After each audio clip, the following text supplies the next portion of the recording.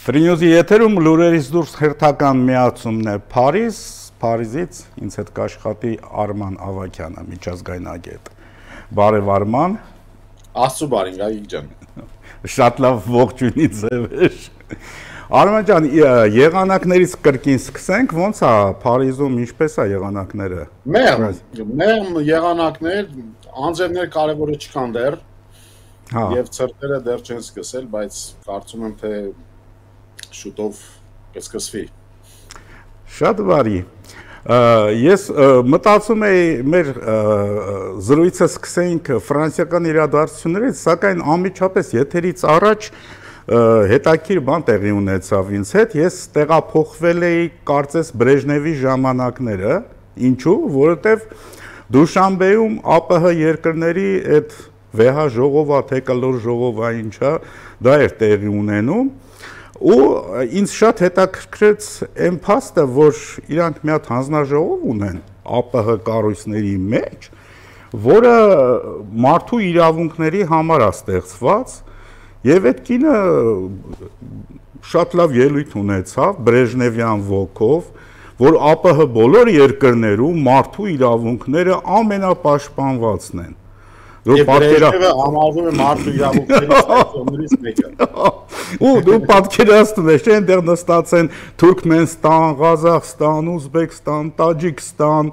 դե Ադրբեջանի մասին չեմ ասում, Բելարուսի ու Ռուսաստանի մասին էլ չեմ ասում։ Մենք միակ թե կար մի երկիր, որ իսկապես մարդու իրավունքները լավ թե վատ պաշտպանված են, դա Հայաստանն էր, բայց իրանք ելույթ ունեցան, բան ծափահարեցին, Տաջիկստանի ղեկավարին մի հատ մեդալ խփեցին կրծքին, որպես լավ աշխատող, այսպես էլի ասի մի փոքր հումորով սկսեմ, բայց շատ դառը հիշողություններ արթնացնում այդ կադրերը։ Ինչ խոսք, որովհետև լավ է, որ հումորով ենք դրան վերաբերվում, որովհետև դա մնաց խոր անցյալում, նույնիսկ եթե նոստալգիայով տառապողներ շատ կան հիմա եւ հաճախ են հիշում այդ ճակերտների մեջ լավ տարիները, սակայն դրանք այն տարիներն էին, որտեղ մարդու իրավունքները մարդը չէր դրվում հասարակության կենտրոնում, հա, այսինքն այդտեղ արդեն մարդու իրավունքներից խոսելը ավելորդ է նույնիսկ։ Եւ եթե թույլ կտաս մարդու իրավունքներից խոսեցինք, նաև մի հատ նոր բան իմացանք եւ ոչ նոր, բավականին նոր լուրը տարածվեց, Նոբելյան խաղաղության մրցանակի դափնեկիրը տվեցին Վենեսուելայի թիվ 1 Մադուրոյի թիվ 1 քաղաքական օպոնենտին, որը թաքնված է, ասել կուզի, որ Թրամփին չտվեցին։ Ես համարում եմ, որ դա լավ լուր է,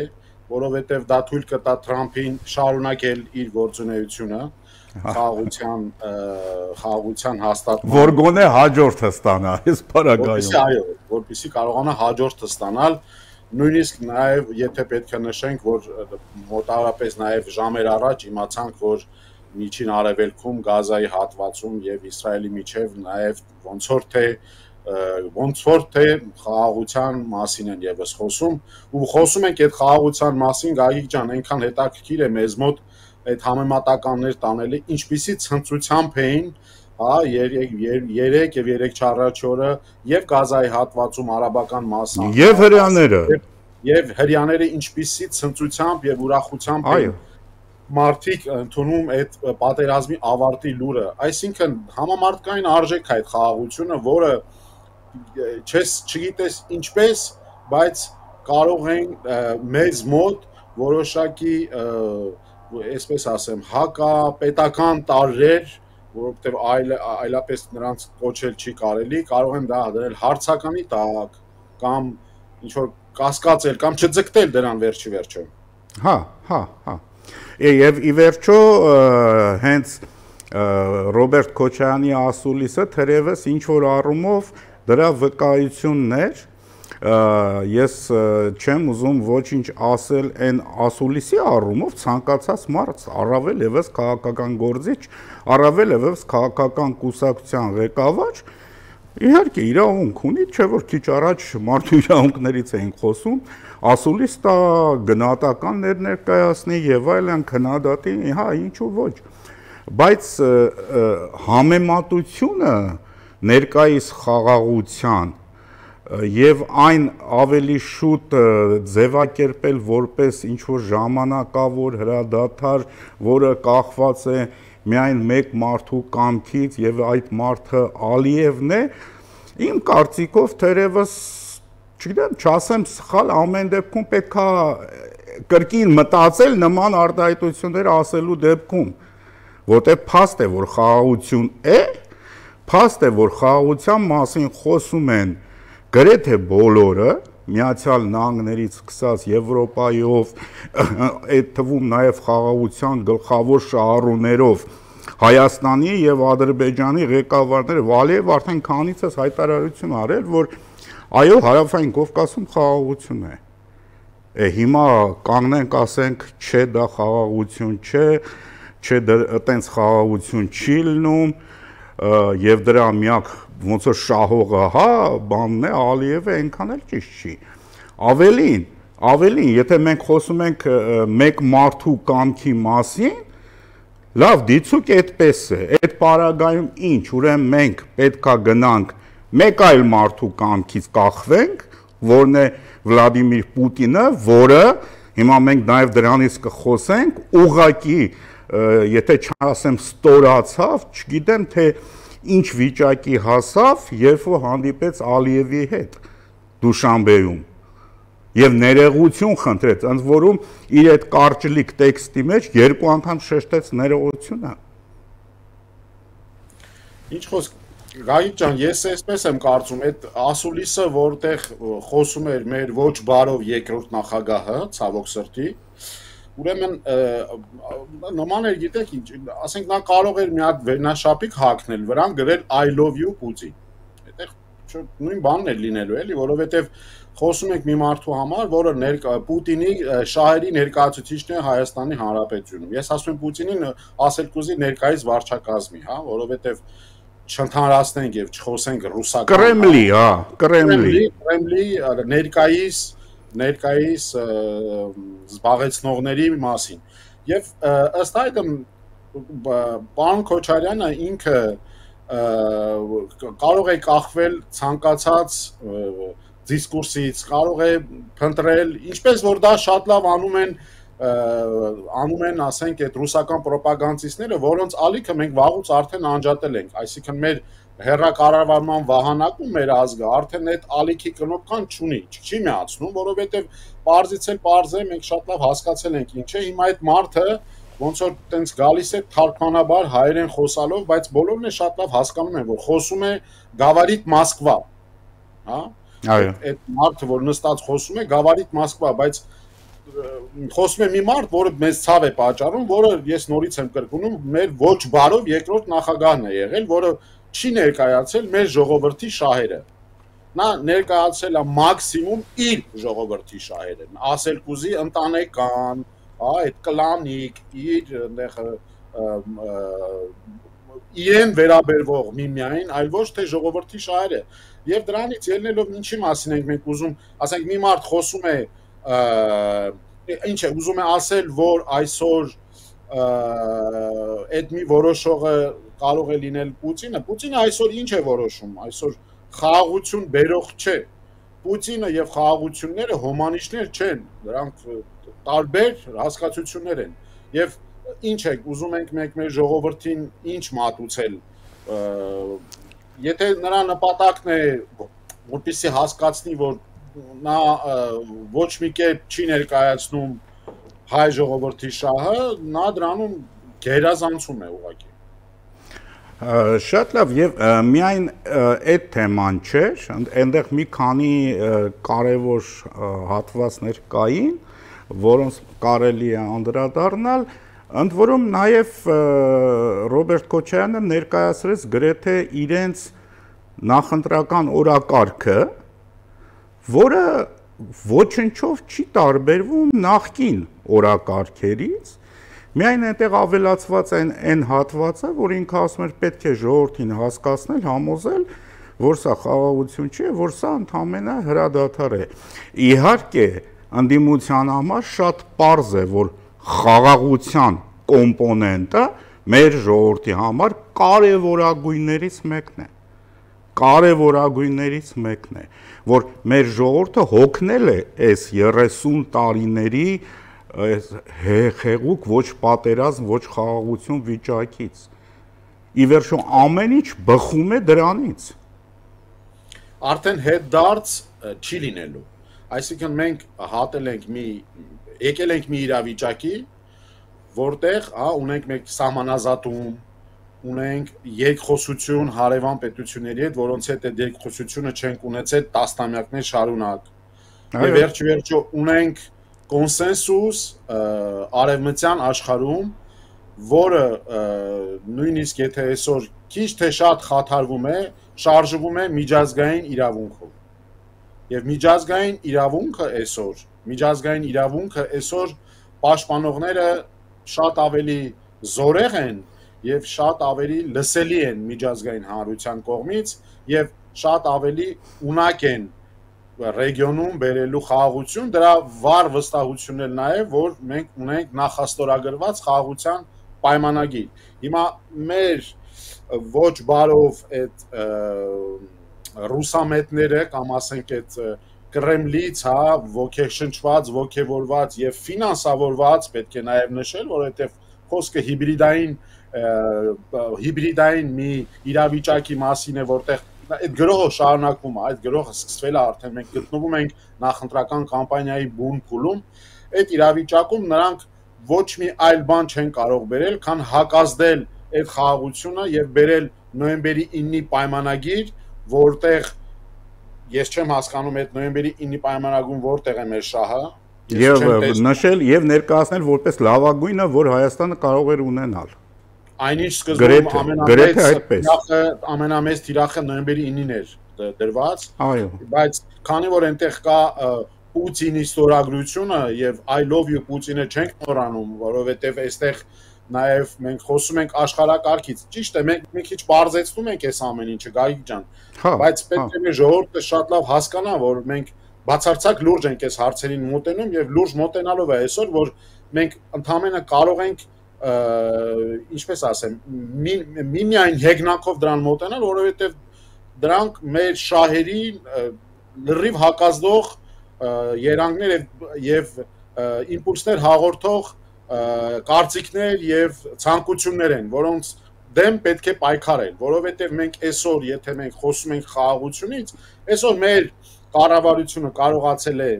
բերել մի վիճակ ենք մենք կարողացել գալ, որտեղ արևմուտքը եւ արևմուտքի թիվ 1 լիդեր Միացյալ Նահանգները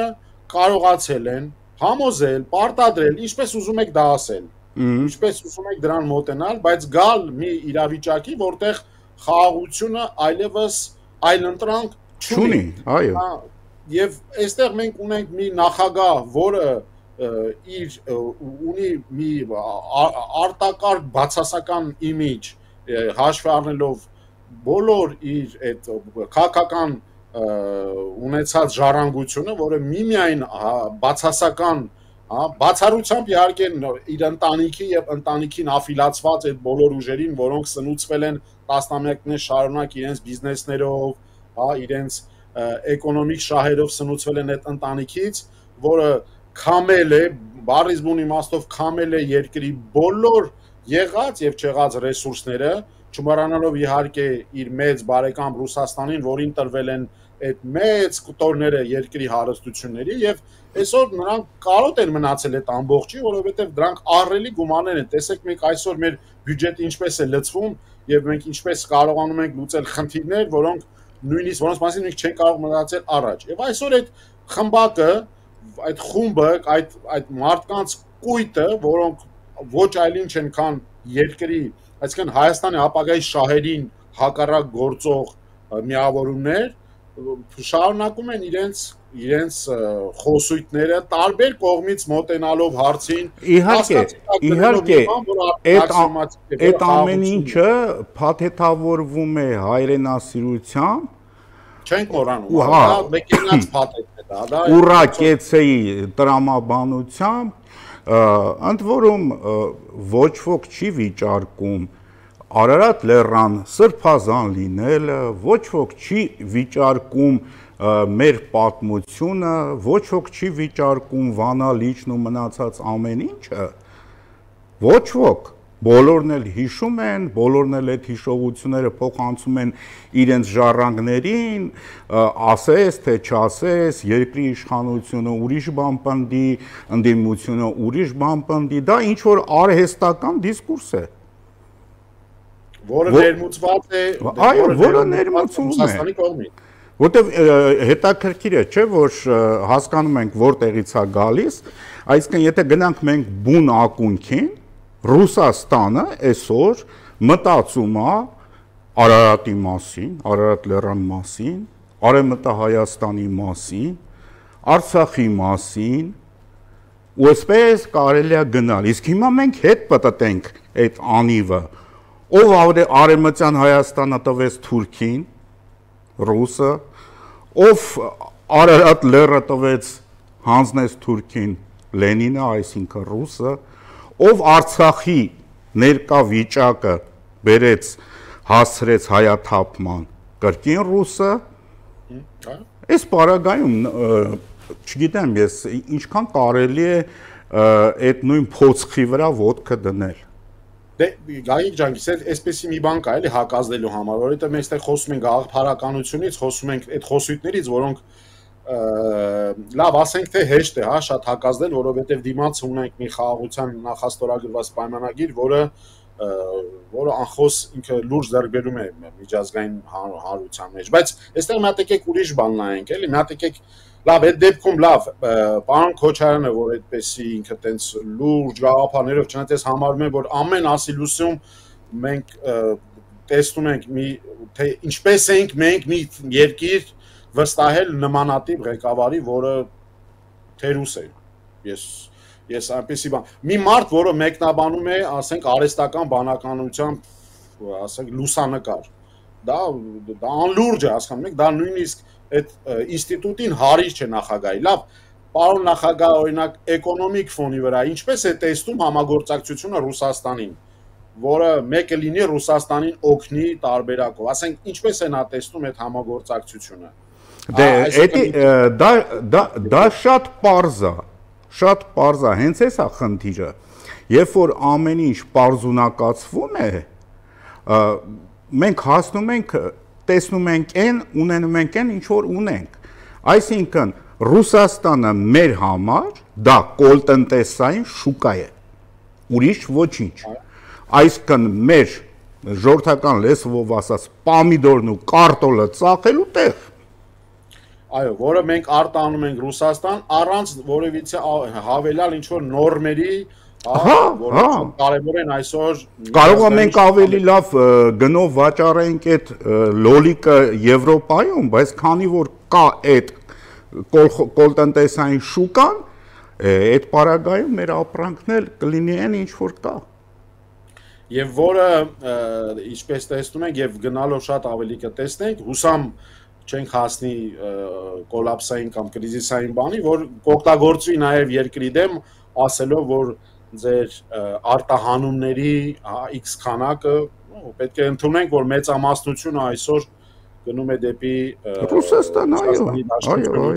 այո, որը մեր, եթե ուզենք այսպես ասել, կողմն է, որը նրանք բնականաբար էքսպլուատացնելու են, բայց այդ նույն էկոնոմիկայի կողմով մենք պետք է նաև վերցնենք մի բան, որ այսօր մեր մոտ ունենք մենք այդ պայմանագրի հետ միասին մենք նաև ունենք մի ճանապարհ, որը ահռելի պոտենցիալ է բերելու երկիր։ Լավ, վերջիվերջո, երբ որ մենք այսօր տեսնում ենք ամերիկյան ներողություն Արման ջան, ես մի բան հարցնեմ։ Դու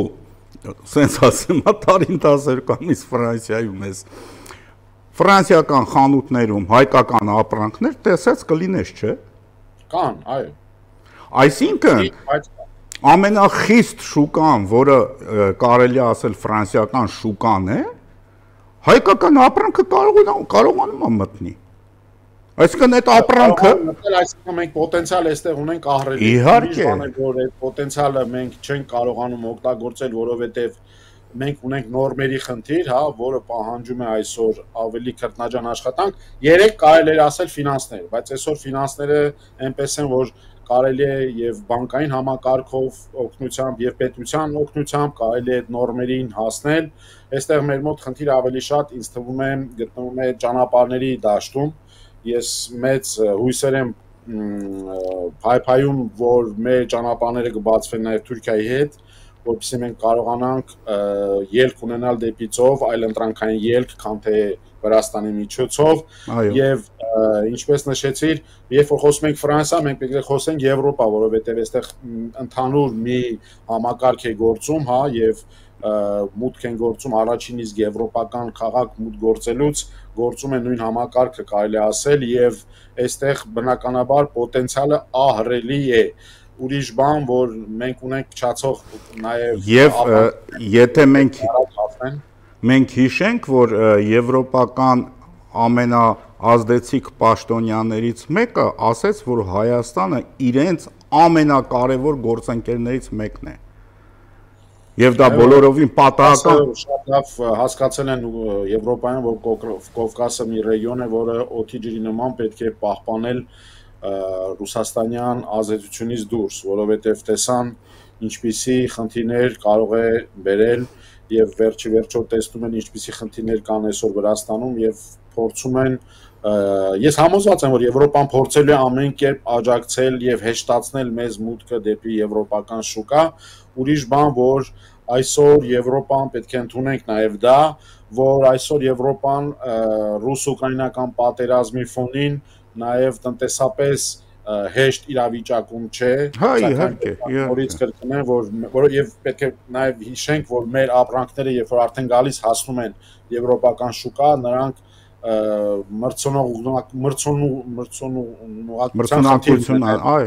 գնի հետ կապված, որովհետև ճանապարհներն են, ճանապարհները ինչքան ճանապարհները երկար են, այդքան գնաճ գոյություն ունի, բայց ես բավականին համոզված եմ, որ ամերիկյան իմպուլսի ներքո բացվելու են ճանապարհները դեպի Թուրքիայով, դեպի Եվրոպա, ես բավականին համոզված եմ, այսինքն մենք այսօր մի իրավիճակի առաջ են կանգնած, որ նույնիսկ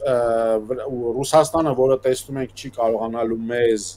ամենայն հավանականությամբ վախեցնել պատերազմով, փորձելու է վախեցնել էկոնոմիկական էմբարգոյով կամ չգիտեմ այդտեղ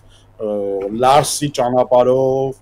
բայց պետք է մի բան հաշվի առնենք, որ միտեղ որտեղ լինելու են ամերիկացի ներդրողներ եւ լինելու են ճանապարհներ, չեմ կարծում, որ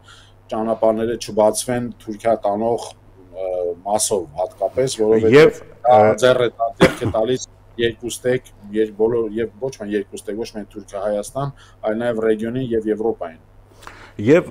Ռուսաստանով վախեցնողների համար էլ հատուկ կրկին հիշեցնեմ, սկզբում մենք թեթև հպանցիկ դրա մասին խոսեցինք, այդ պահը, երբ որ Պուտինը դա այն երկրի ղեկավարներ, այն պրեզիդենտներ, որ կարար Եվրոպական միությունում միջոցառմանը G20-ներ, թե G7-ները, ես լավ չեմ հիշում, ուշացումով գար այնտեղ եւ ոչ ոք դրա համար չէր հանդիմանի Պուտինին, այդ նույն Պուտինը այսօր կանգնում է եւ ներողություն է խնդրում Իլուր Աշխարհի Ալիևից։ Ստե բոլորովին Գովկա Ալիևի չի վերաբերվում որտեղ կա փոխկապակցվածություն եւ կա կախվածություն այսօր վերջի-վերջո չմոռանանք որ գնալով օղակը սեղմվում է Պուտինյան Ռուսաստանի շուրջ տնտեսական առումով, հա տեսնում ենք ինչպես է ավելացված արժեքի հարկ ավելացվում, դա ահռելի է, երկու կետ ավելացնելը դա ահռելի է եւ վերջի-վերջո շուտով նաեւ ականատեսը կլինենք ահռելի հերթերի եւ բենզինի պակասի Ռուսաստանում Արդեն իսկ կա նավթավերամշակման բոլոր գործարանները գնալով պայթեցվեն եւ վերջ-վերջո եթե թոմահավքերը սկսեն արդեն խփել Կրեմլի ուղղությամբ դա արդեն հարցի նաեւ մի ուրիշ կողմ է եւ պետք է նաեւ հաշվի առնել այստեղ Եվրոպայի լուրջ տրամադրվածությունը այստեղ այս կոնտեքստում ես կուզեի նաեւ մի փոքր անդրադարձ տալ Ֆրանսիայի իրավիճակի մասին այսօր որտեղ մեր հանդիսատեսը պետքա իմանա նաև մեր դաշնակիցը, մեր մոտ դաշնակիցը ինչ իրավիճակում է գտնում, որովհետև այստեղ դրսից տպավորություն է, որ այո, երկրի ներսում մեր քաղաքական կյանքն է, բայց պետք է մեր հայրենակիցները նաև իմանան, որ ժողովրդավարությունը նաև այդպիսի բան կարող է լինել։ Ինչ խոսք է այստեղ Մակրոնի խնդիրն է եւս, որովհետև երբ որ նա լուծարեց ազգային ժողովը եւ վերակազմվեց մի ազգային ժողով, որտեղ չկա ոչ մի մեծամասնություն եւ բնականաբար այսօր չլինելով ոչ ձախակողմյան ուժերը եւ ոչ աջակողմյան ուժերը չունենալով մեծամասնություն չեն կարողանում մի կողմից չեն կարողանում պարտադրել իրենց քաղաքականությունը, մյուս կողմից չեն ուզում նաև շատ լուծումների գալ եւ կոմպրոմիսների եւ կոալիցիայի գալ, որովհետեւ պետք է իրենք ինչքան հնարավոր է ցույց տան, որ Մակրոնի կամ մակրոնիզմի դարաշրջանը մակրոնիզմի կողմնակից չեն եւ նրանք դրանով կարող է 27 թվականի, այստեղ արդեն 27 թվականի նախագահական ընտրություններն են նշմար ծիրում գտնվում այդ ուժերի եւ նրանք այդ ուղղությամբ են աշխատում, բայց պետք է նաեւ մի բան ֆիքսենք, որ ուրեմն տեսեք մի կողմից եւ այդտեղ կա հակասություններ մեր երկրում տիրող իրավիճակում, որը պետք է նշել, օրինակ երբ որ հարցը վերաբերվում է ինստիտուտներին, այստեղ բոլորը շատ նույնիսկ եթե կան դեմոկրատիկ ուժեր հիմա, որոնք խայտարակ ձևով քննադատում են Մակրոնին, նրա վարած քաղաքականությունը եւ այլն, բայց դա դեմոկրատիկ օրենք է։ Ես այստեղ ոչ մի դեպքում չեմ պաշտպանում Մակրոնին, ես այստեղ փորձում եմ տալ իրավիճակը եւ ինստիտուտների աշխատանքը, ինչպես են ինստիտուտները աշխատում։ Պետք է իմանանք, որ նախագահական երկիր է Ֆրանսիան, եւ այս 5-րդ հանրապետությունը այստեղ ինքը աշխատում է նախագահական ռեժիմով եւ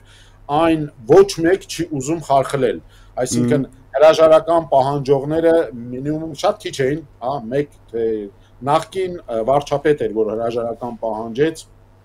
դրանք կարելի ասել նաև դավաճանական ուժ, բայց նրա ամբիցիան 27 թվականի ուժերն են, Էդուարդ Ֆիլիպը,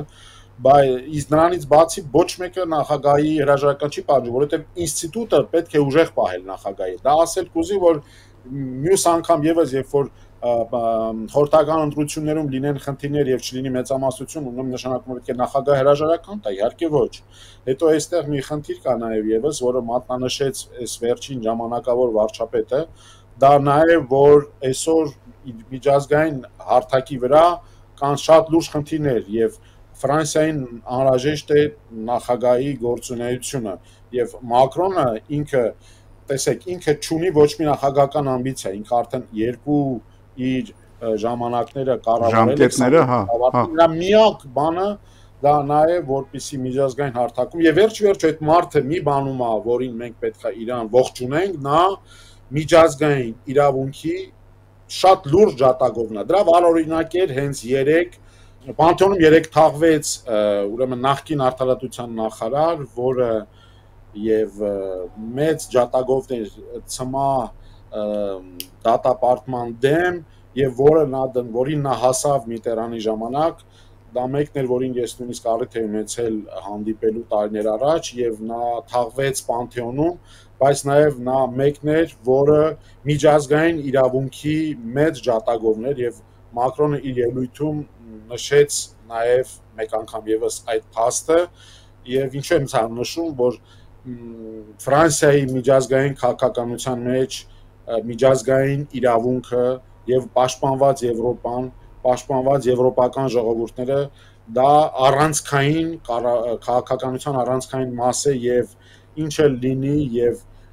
Մակրոնը, որը մինչև 27 թվական լինելու է կառավարության գլուխ, նա պայքարելու է այդ ուղղությամբ եւ պետք չէ մեր մասով ունենալ անհանգստություններ, որ մեր դաշնակիցը կթուլանա այդ ուղղությամբ, նույնիսկ եթե հյուսիսային կողմից կլինեն պրոպագանդիստական ուժեր, որոնք փորձեն հավատացնել, որ նախագահը թուլացել է, ոչ, արտաքին քաղաքականության հարցում նախագահը շատ ուժեղ է եւ համախմբվածություն կա բոլոր ուժերի ընդհանուր առմամբ համախմբվածություն կա նախագահի հետ արտաքին քաղաքականության հարցում, ինչը որ շատ լավ կլիներ, որ լիներ նաև մեզ մոտ։ Արման ջան, հաճույքով կշարունակեի զրույցը, ցավոք մեր եթերաժամն էլ սպառվեց, ինչպես միշտ շատ արագ ընթացավ։ մեր զրույցը։ Շնորհակալություն։ Իհարկե, թեմաներն էլ նաև շատ էին։ Շնորհակալություն։ Ստեսյուն։ Հիշեցնեմ, որ Երևան-Փարիզ ձևաչափով զրուցում ենք միջազգայնագետ Արման Ավագյանի հետ։ Ամենայն բարիք ձեզ։